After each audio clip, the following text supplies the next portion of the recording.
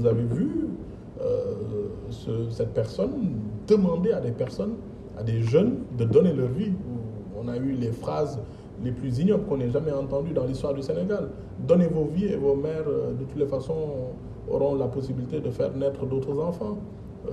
Vous imaginez ce type de discours quand on le tient à des jeunes Sénégalais qu'on aurait dû encadrer pour leur formation, pour leur enseignement, pour leur éducation, pour leur trouver un emploi.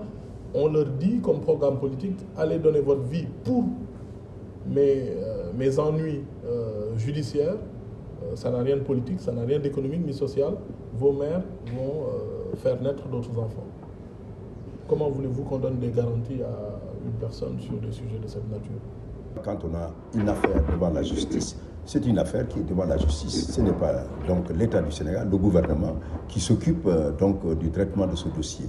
C'est un tribunal indépendant et impartial qui rendra sa justice selon les règles et les normes qui sont établies par la justice sénégalaise et qui, en fait, répondent aussi aux normes internationales.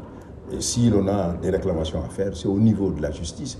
Si on estime qu'on a été brimé dans ses droits, c'est la justice qui peut le faire. C'est le tiers indépendant que l'on trouve dans tous les pays du monde où lorsque des citoyens sont en conflit, des institutions sont en conflit, il n'y a rien d'autre qui le fait. La seule institution habilitée à le faire, c'est la justice. Quand on la récuse, il va de soi que quand on utilise d'autres voies. Et lorsque cette justice, là aussi, est en marche, elle prendra juste ce qui lui paraît être nécessaire pour prendre donc la décision qui est appropriée selon la situation qui se présente à elle.